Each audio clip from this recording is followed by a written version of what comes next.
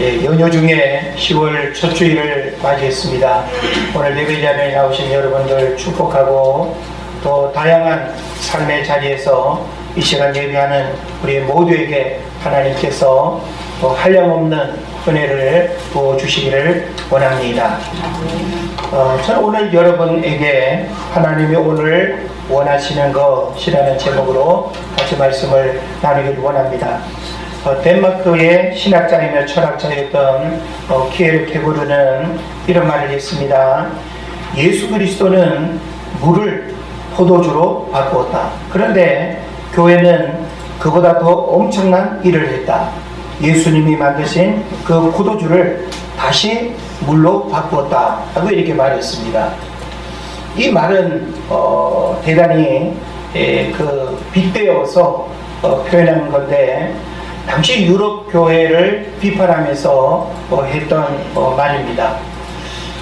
예수 그리스도의 능력이 인정되지 않고 또 그 능력이 교회들을 통해서 그대로 드러나지 않는 시대의 어떤 모습들을 비판하는 것이죠. 그런데 어떤 신학자는 이 말에 덧붙여서 한국교회 신자들은 여기서 한 걸음 더 나아가 포도주를 담았던 항아리마저 깨버렸다라고 이렇게 표현을 하기도 합니다.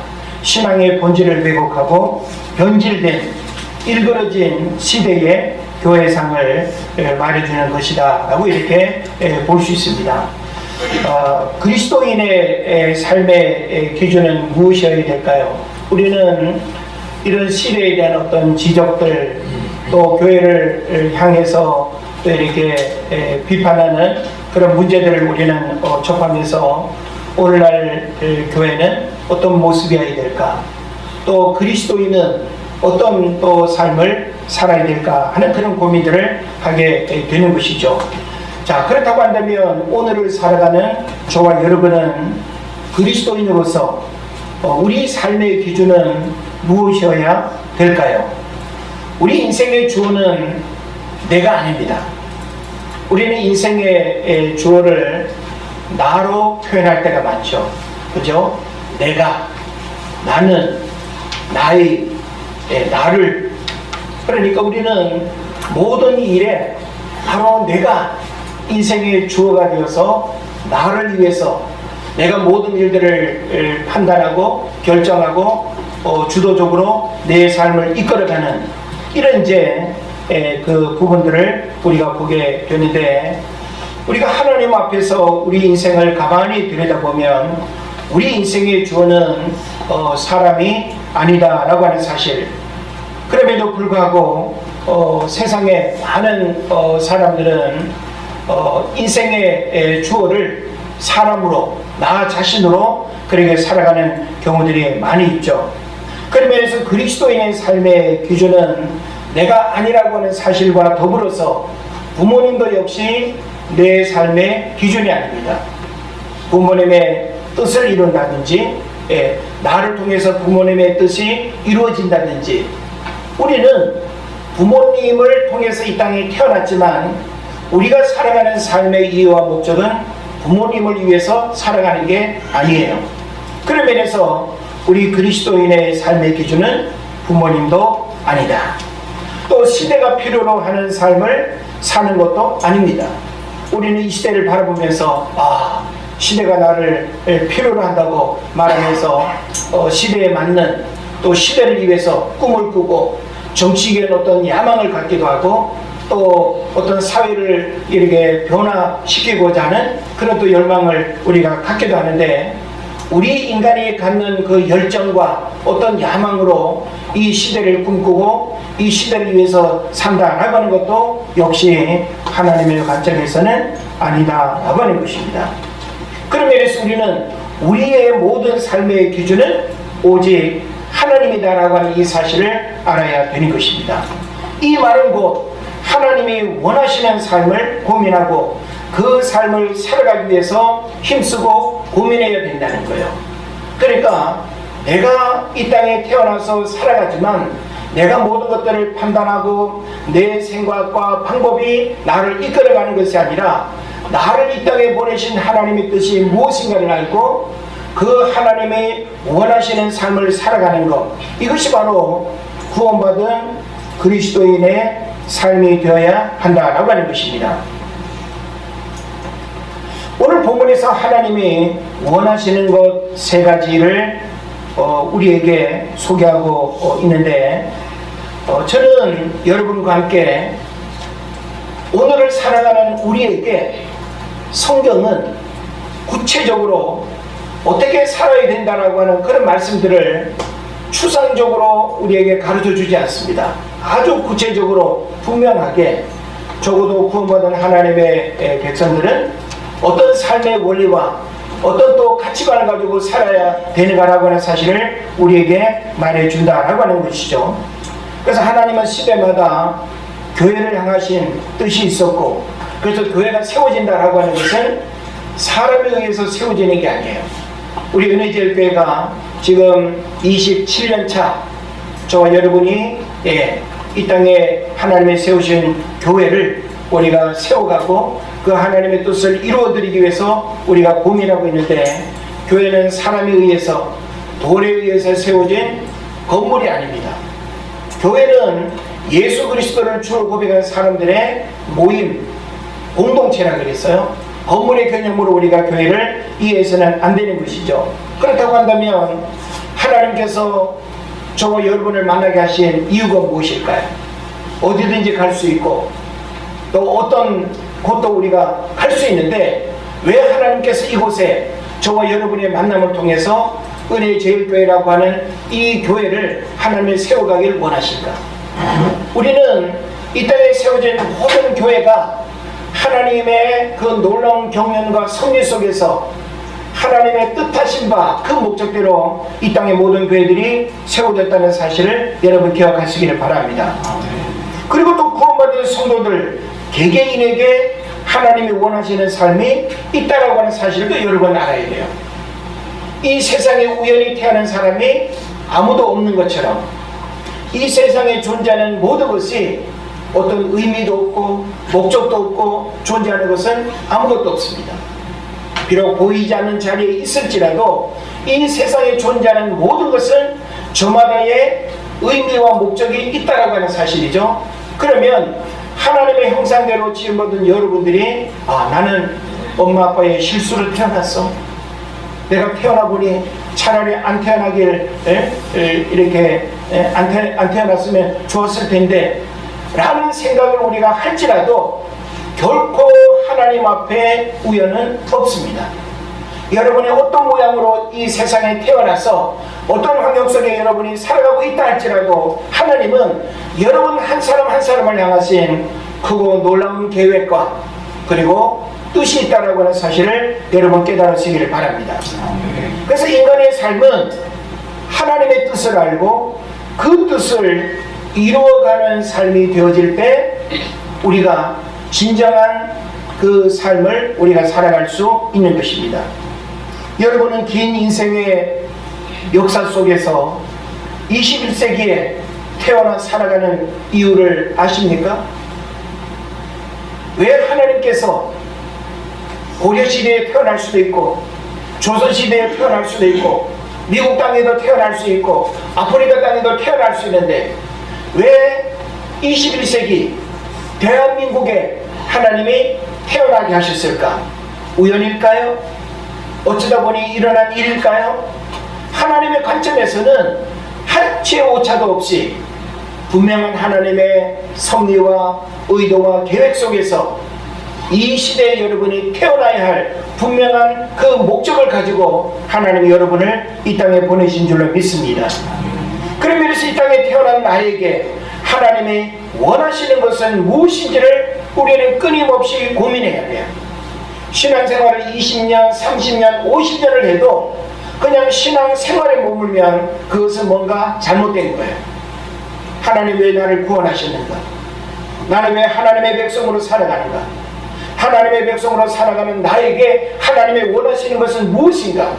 우리는 끊임없이 나의 본능적 욕구대로 살아가는 것이 아니라 하나님 앞에서 하나님이 나에게 말씀하시는 말을 끊임없이 묻고, 그리고 오늘도 내일도 우리는 끊임없이 나를 향하신 하나님의 뜻을 알 때 돈을 버는 일이나 공부하는 일이나 친구를 만나는 일이나 여행하는 일이나 그 모든 일들 속에서 너희가 먹든지 마시든지 무엇을 하든지 하나님의 영광을 위해서 하라고 하는 그 삶을 살아가게 될 줄을 믿습니다.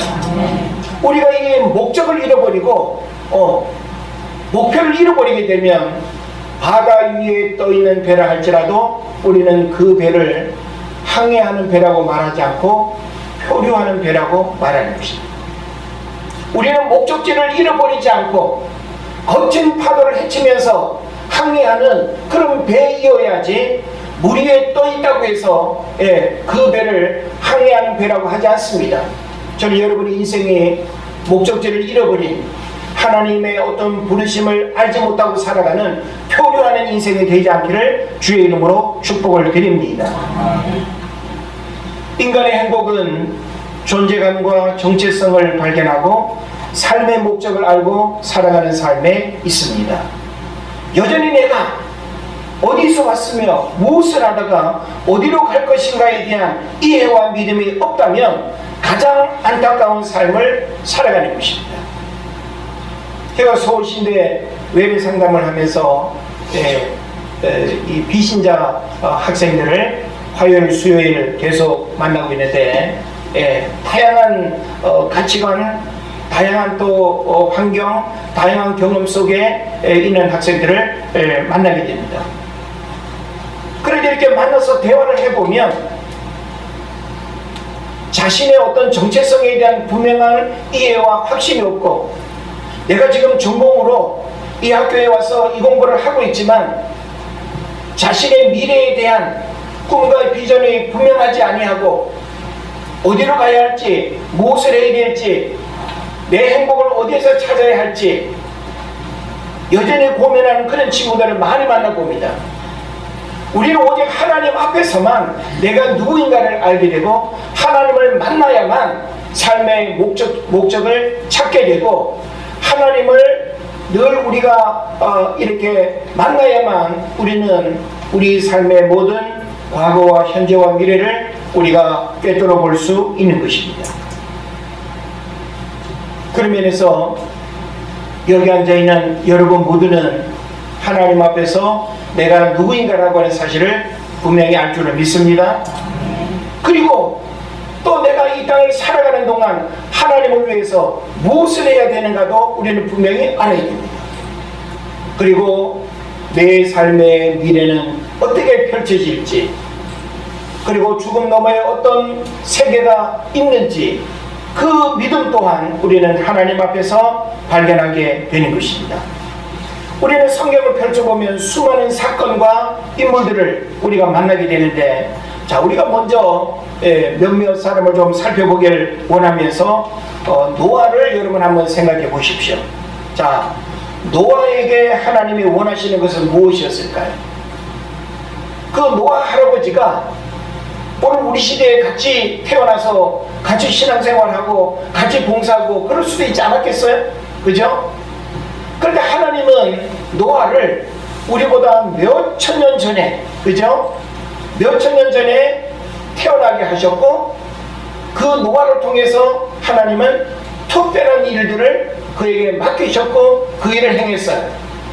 이것은 바로 누구에게도 하나님의 그 일들을 맡길 수 있었겠지만 하나님은 특별히 그 시대에 노아를 필요로 했고, 그 노아를 필요로 했기 때문에 하나님의 그 시대에 노아를 하나님이 이 땅에 보내신 줄을 믿습니다. 그래서 물로 세상을 심판하실 하나님의 그 도구의 삶을 살았던 것이죠. 만약에 그 노아가 하나님 앞에서 이와 같은 부르심의 정체성, 하나님이 저 산꼭대기에 올라가서 배를 만들라고 하는데 그것을 믿음으로 이렇게 반응하지 못하고 하나님의 자신을 부르신 그 부르심의 일들을 깨닫지 못했다고 한다면 수많은 사람들이 그 비난과 조롱거리를 이렇게 들으면서 그 방주 만드는 일을 끝까지 할 수 있었을까요? 본인 스스로가 하다가 지치고 아마 포기했을 것입니다. 근데 노아는 분명히 방주를 짓는 일에 있어서 어떤 의심이나 불평도 없었고 끝까지 물로 세상을 심판하실 그 하나님의 도구로서 쓰임받는 것을 보게 되는 것입니다. 이것은 바로 하나님이 예나 지금이나 하나님은 각 시대마다 하나님을 위해서 필요로 하는 일꾼들을 부르시고 그 한 사람을 통해서 하나님의 구원 역사를 이루어간다라고 하는 사실을 여러분 기억하시기를 바랍니다. 또 요나를 하나님이 부르셨는데 요나에게 하나님이 원하시는 것은 무엇이었을까요? 여러분 요나 잘 알죠? 요나는 선지자예요. 선지자는 특별히 하나님을 위해서 쓰임받는 영적 지도자입니다. 하나님의 부르심에 언제나 응답하고 하나님의 명령하심을 언제라도 따라야 되는 그 삶이 선지자의 삶이 되는 것입니다. 그러면 요나는 의심의 여지 없이 자신에게 주어진 그 일을 거역할 수가 없고 그 부르심 앞에 온전히 쓰임받아야 되는 것이죠. 그런데 이 요나는 어떻게 했습니까? 다시스가 아닌 니느웨로 가서 하나님을 전하는 일을 해야 되는데 다시스로 달아났다가 여러가지 어려움을 겪고 물고기 뱃속에 들어갔다가 3일 만에 토해지고 결국은 그 부르심의 사명을 감당할 수밖에 없는 그 한 인간의 연약함과 그리고 하나님의 도구로 쓰임받는 그런 여정을 우리가 보게 되는 거예요. 우리는 이 요나의 생애를 통해서 뭘 생각할 수 있습니까? 하나님이 나를 부르시고 나에게 어떤 소명을 주신다면 그것은 결코 거역할 수 없다라고 하는 거예요. 그래서 사명을 가진 자는 결코 죽지 않는데요. 이 얘기는 뭡니까? 우리가 지금 살아있다라고 하는 것은 무엇 때문에 살아있는 거예요? 하나님의 그 사명을 이루어가야 되는 일 때문에 여러분이 여전히 살아있는 거예요. 그래서 하나님은 우리에게 맡겨진 그 사명을 완수하면 더 이상의 그 일들이 우리에게 이제 기회가 주어지지 않을 때 하나님 우리를 데려가시는 거예요. 그렇다면 우리는 살아있다라고 하는 이 시간 속에서 하나님이 나를 부르셨고 하나님이 나에게 사명을 주셨다는 사실을 알면 여러분은 어떤 사명을 가지고 살아간다고 생각하십니까? 하나님을 예배하는 것도 사명입니다. 할렐루야. 여러분 불신자와 세상의 이 영적 어두움을 하나님의 관점에서 바라보면서 세상의 구원을 향해서 기도하는 것도 사명입니다. 여러분이 누군가를 찾아가고 누군가에게 도움을 주고 누군가에게 주의 이름으로 구제하고 이 모든 일들 다 하나님이 우리에게 주신 사명이에요. 그래서 주변에서 많은 사람들을 만나보면 어떤 사람은 그 어떤 사명 때문에 끊임없이 고민하고 그 사명을 향해서 열심히 살아가는 그런 사람이 있는가 하면 그냥 아무 의미 없이 분명히 사명이 있는데도 불구하고 그 사명을 망각하고 육신의 게으름 가운데 무기력 가운데 살아가는 그런 경우들도 보게 되는 것입니다. 저는 여러분이 수많은 사람들 가운데 우리를 구원하신 것, 은혜제일교회 성도로 부르신 것, 함께 연합해서 우리 은혜제일교회가 해야 될 그런 시대적 사명, 이 모든 것은 다 하나님의 분명한 의도 속에 감추어져 있다라고 하는 사실을 깨달으시고 요나를 부르시고 요나가 비록 자기 마음에 들지 않아서 니느웨로 가야 되는데 다시스로 달아나는 그런 어떤 인간의 연약함의 모습을 보일지라도 하나님은 요나를 인정하고 내버려 두는 것이 아니라 그로 하여금 하나님의 부르심 앞에 온전히 쓰임받고 순종하도록 하나님의 그를 책임지고 그의 모든 걸음을 인도하시는 것을 우리가 보게 되는 것입니다. 그런 면에서 우리는 성경의 인물들 뿐만 아니라 오늘날 교회사에 쓰임받았던 수많은 부흥사들, 수많은 선교사들, 이름 모를 그 수많은 믿음의 그 선배들, 그들은 그들 나름대로 하나님의 부르심의 삶의 자리에서 몸부림치며 그 시대 그 삶의 자리에서 그 사명을 감당하다가 하나님의 부르심을 받은 줄로 믿습니다. 그렇다고 한다면 우리들도 이 시대 가운데 함께 연합하고 하나님의 맺어주신 소중한 만남, 소중한 관계, 소중한 연대를 통해서 하나님이 원하시는 그 구원의 역사를 이루어가는 그런 교회로 세워져야 될 것이고, 이런 만남으로 저와 여러분을 만나게 하셨다는 사실을 깨닫고 우리가 그 뜻을 이루어드리기 위해서 끊임없이 기도하고 고민하고 하나님 앞에 가까이 나아가야 될 줄로 믿습니다. 미가 선지자가 활동하던 시대적 배경을 보면 북이스라엘이 BC 722년에 아수르의 멸망을 당하고 BC 586년에는 남유다가 바벨론의 멸망을 당하기 전 심판하실 하나님 앞에 역사의 교훈을 배우고 말씀으로부터 벗어난 삶에서 돌이키는 삶을 촉구하는 메시지가 미가서의 메시지가 되는 겁니다. 지금 이 미가 선지자가 메시지를 전하는 이 대상은 남유다 백성들에게 던지는 메시지예요. 그런데 지금 이 메시지를 던질 당시에는 북이스라엘은 BC 722년에 이미 역사 속에 사라져 버렸습니다. 한 나라, 한 민족이었던 북이스라엘 백성들이 영적인 타락과 우상 숭배와 불법 악행으로 말미암아서 하나님께서 그 한 민족을 완전히 그냥 흩어버리셨죠. 그리고 이제 미가 선지자를 통해서 남유다도 이와 같은 역사의 전철을 밟지 않으려면 어떻게 해야 되는가라고 하는 사실을 오늘 본문의 말씀을 통해서 이야기를 하는 것입니다. 하나님은 이스라엘 백성들이 영적 타락과 불법 그리고 우상 숭배와 악행적 삶으로부터 돌이키기를 원하셨습니다. 우리가 하나님의 뜻을 말할 때 사람의 관점에서 현실의 일들을 바라보면 하나님의 뜻은 반감을 갖기에 충분한 조건들이 많습니다. 시대의 안목도 모르는 것 같고 내 형편도 무시하는 것 같고 내 생각이나 방법은 전혀 관심도 없는 것 같고 하나님의 뜻은 언제나 나와 정반대의 생각처럼 여겨질 때가 많습니다.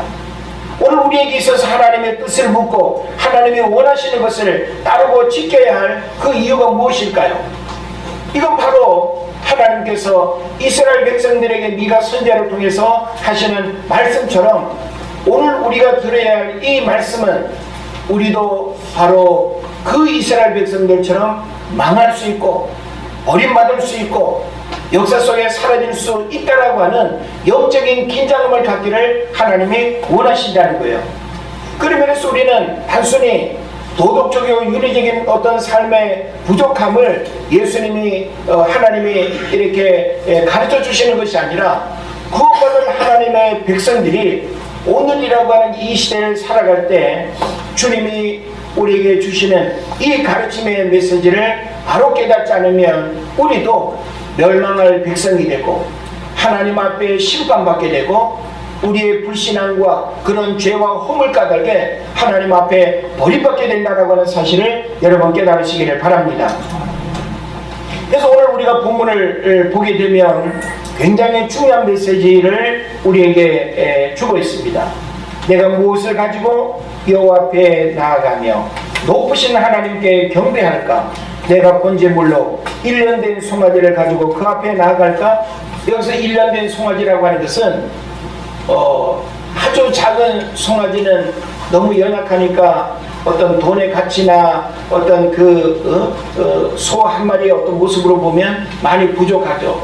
또 나이 든 소는 또 힘이 없고 또 어떤 돈의 가치도 떨어지겠죠. 그런데 1년 된 송아지라고 하는 이 상태는 최고의 힘과 어떤 소가 가지고 있는 그 가치를 가지고 있는 상태를 말하는 거예요. 우리가 하나님 앞에 최고의 것을 드리는 이런 여러 가지의 신앙 고백이 있다 할지라도 주님이 원하시는 삶을 우리가 살지 아니하면 하나님 앞에 고백하는 그 모든 것이 아무 소용이 없다라고 하는 것입니다. 그래서 오늘 본문에서 계속 이야기하는 게 뭡니까? 여호와께서 천천의 순양이나 만만의 강물 같은 기름을 기뻐하실까? 여러분, 천천의 순양, 천천의 순양이라고 하면 하나님 앞에 인간이 올려드릴 수 있는 최고의 제물을 의미하는 거예요. 그리고 하나님 앞에 드리는 그 번제물 가운데 가장 귀한 부위가 뭔지 아십니까? 예, 가장 귀한 부위는 기름입니다. 그래서 짐승을 잡으면, 양을 잡으면 양 꼬리 부분에 기름이 가득 큰 덩어리로 이렇게 붙어 있습니다. 하나님 앞에 그 기름을 드리는 것이 가장 귀한 일인데, 그것이 하나님 앞에 가장 귀한 것이 과연 될 수 있느냐라고 하는 그런 이야기입니다. 예. 그래서 그 6장 거기에 보게 되면, 예, 만만의 강물 같은 기름을 기뻐하실까? 기름이 얼마나 많으면 강물이 흘러가는 것 같은 그런 기름을 하나님 앞에 드린다 할지라도 과연 하나님이 기뻐하실까를 이야기하는 것입니다. 내 허물을 위하여 내 맏아들을 내 영혼의 죄로 말미암아 내 몸에 열매를 드릴까? 우리 인간이 하나님 앞에 드릴 수 있는 최고의 것을, 가장 내가 귀하게 여기는 것을 하나님 앞에 드린다 할지라도 과연 하나님이 받으시겠냐라고 하는 거예요. 그러면서 성경은 우리에게 아주 중요한 것을 이야기합니다. 사람아, 주께서 선한 것이 무엇임을 내게 보이셨나니 여호와께서 내게 구하시는 것을 하면서 세 가지를 말합니다. 하나님이 우리에게 원하시는 것 세 가지가 있다는 거예요. 천천의 순양보다, 예? 강물 같은 그 기름보다, 맏아들을 드리는 것보다, 1년 된 송아지를 하나님 앞에 드리는 것보다 더 하나님이 원하시는 것 세 가지가 있다는 겁니다. 예? 여러분 그 세 가지의 삶을 사시겠어요? 아니면 여러분의 모든 재산을 다 팔아가지고 하나님 앞에 바치는 그 헌신을 하시겠어요? 예? 여러분 금덩어리 하나 있습니까? 예? 아니면 여러분이 가장 아끼고 사랑하는, 예? 맏아들을, 첫 자녀를 여러분 하나님 앞에, 예? 바치시겠어요? 결코 쉬운 일이 아닙니다. 근데 그렇게 하나님 앞에 우리가 고백하고 헌신한다 할지라도 과연 하나님이 기뻐하시겠냐는 거예요. 그러면서 하나님이 오늘 우리에게 원하시는 것 세 가지를 말씀하고 있습니다. 첫째는 뭡니까? 하나님이 원하시는 것 첫째는 오직 정의를 행하는 것입니다. 따라합시다. 정의를 행하는 것. 정의를 행하며. 오직 정의를 행하며 라고 이렇게 말씀하고 있습니다. 자, 여러분에게 묻고 싶어요.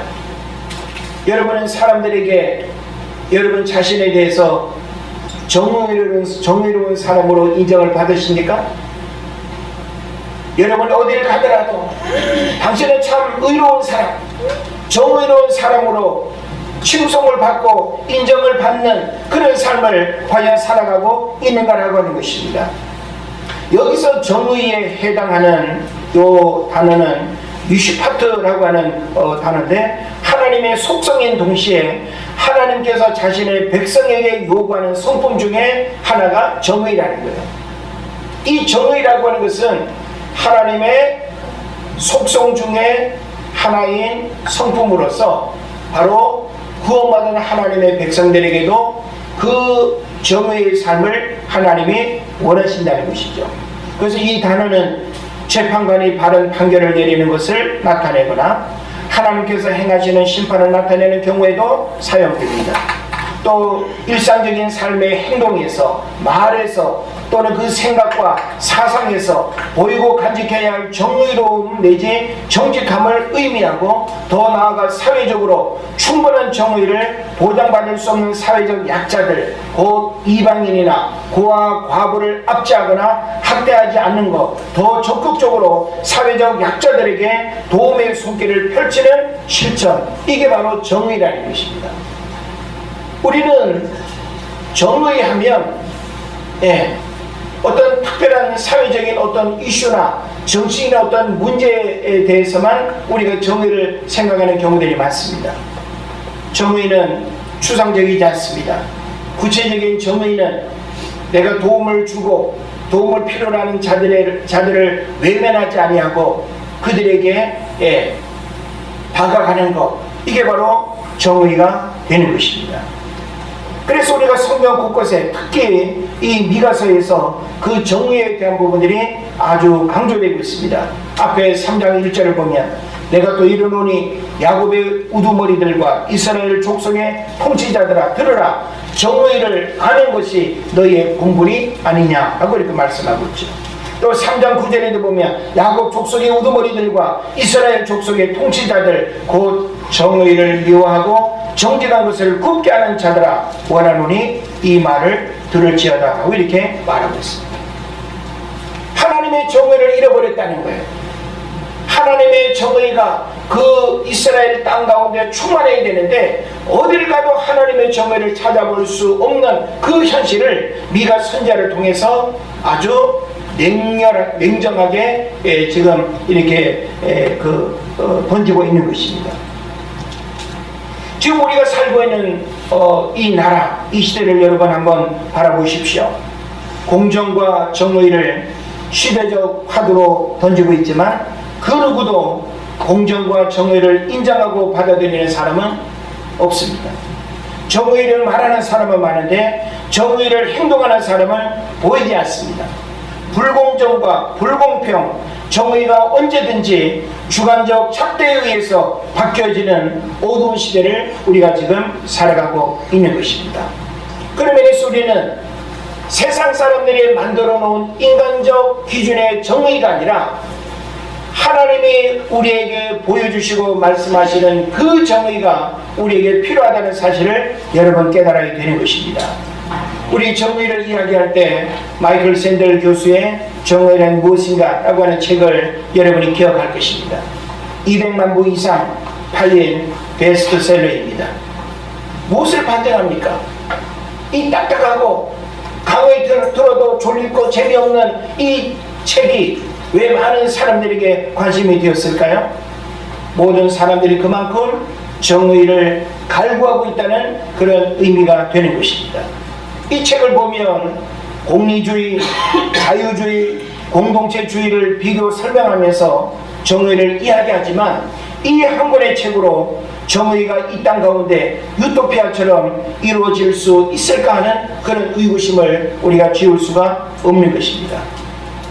그래서 저명한 학자가 정의를 이야기하고 정의에 대한 논증을 하지만 그 정의를 어떤 이론처럼 쉽게 우리가 이 땅 가운데 펼쳐내거나 그것을 이루기는 결코 쉽지 않다라고 하는 것입니다. 그런 면에서 정의는 모든 사람들에게 공평한 것이어야 하고 내로남불식의 정의는 정의를 이미 잃어버린 것이 되는 것입니다. 하나님의 정의로움이 나를 통해서 이 땅 가운데 흘러가도록 살아가야 합니다.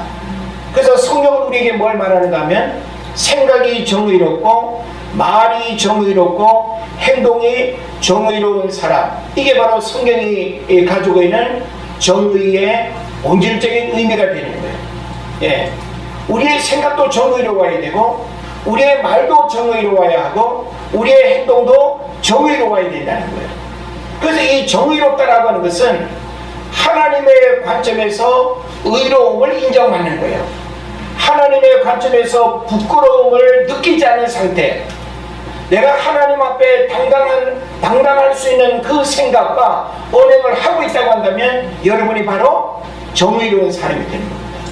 그래서 우리는 하나님 앞에서도 세상의 모든 일들 앞에서도 여러분을 통해서 하나님이 원하시는 이와 같은 정의가 강물같이 하수같이 흘러가는 그런 일들이 일어나기를 주의 이름으로 축원을 드립니다. 그 다음에 또 한 가지 우리가 기억해야 될 것, 그 어떤 헌신, 그 어떤 제물을 바치고 우리가 하나님 앞에 무엇을 드린다 할지라도 하나님의 원하시는 것을 행하지 않으면 다 소용없다고 성경이 말씀하고 있습니다. 그 두 번째가 뭡니까? 인자를 사랑하는 것입니다. 정의를 행하는 것과 인자를 사랑하는 것. 여기서 인자를 사랑하는 것이라고 하는 말은 바로 하나님이 자기 백성을 향한 그 사랑을 나타내는 표현으로서 자상함, 친근함, 애정, 이런 의미를 지니고 있습니다. 우리는 사람들에게서 이런 감정을 느끼는 삶을 살아가십니까? 여러분 가족들에게서 자상함, 친절함, 애정 그런 걸 많이 느끼시나요? 여러분이 매일 만나는 사람들에게 여러분은 하나님이 그렇게 살기를 원하시는 그런 감정의 마음들을 표현하고 그렇게 드러내시나요? 예수 믿으나 안 믿으나 우리의 얼굴은 그냥 살기가 돌고 냉랭하고 무표정하고 따뜻함이 느껴지지 않고 친절함도 없고 자상함도 없다고 한다면 바로 주님이 원하시는 삶을 살아가지 못하는 그런 문제가 되는 것입니다. 그래서 성경은 이런 어떤 부분들을 원어적인 의미로는 하나님께서 자기 백성에게 베푸시는 언약적 사랑으로 그렇게 표현하고 있습니다. 그런 면에서 하나님 우리에게 그런 사랑을 보여주신 것처럼 우리도 바로 이런 사랑을 실천하고 이런 마음을 우리가 행하는 것이 대단히 중요하다는 것입니다. 그래서 호세아서 6장 6절에도 보면 뭘 이야기합니까? 나는 여기서 나는 하나님이죠. 나는 인애를 원하고 제사를 원하지 아니하며 번제보다 하나님을 아는 것을 더 원한다. 예? 제사보다 하나님이 인애를 원한다는 거예요. 가족 간에 화목하고 갈등 없이 대화하고 사람 만나는 일이 즐겁고 행복한 이것이 바로 주님이 원하시는 거라는 거예요. 예수 믿어도 수많은 갈등 속에 아파하고 화목하지 못하고 부부간의 갈등, 부모 자녀 간의 갈등, 형제 간의 갈등을 풀어내지 못한다고 한다면 바로 인자를 사랑하는 이 일에 있어서 우리가 실패하고 있는 것입니다.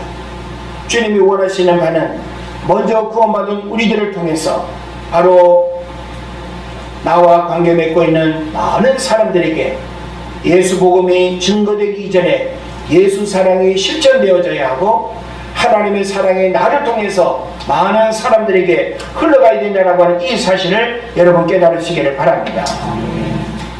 그리고 마지막 하나님 우리에게 말씀하시는 말은 겸손하게 하나님과 함께 행하는 것이라고 말씀하고 있습니다. 우리는 하나님 앞에 겸손함을 인정받아야 하지만 또한 우리는 사람들에게 어쩜 겸손하냐고, 우리는 다른 사람들에게 우리의 삶이 겸손함으로 비춰지고 겸손함으로 드러나는 삶을 살아야 됩니다. 우리가 겸손하다는 것은 바로 하나님과 함께 행하는 삶이라고 성경이 말씀하고 있어요. 교만한 삶에는 누가 함께 할까요? 마귀가 함께 하는 거죠.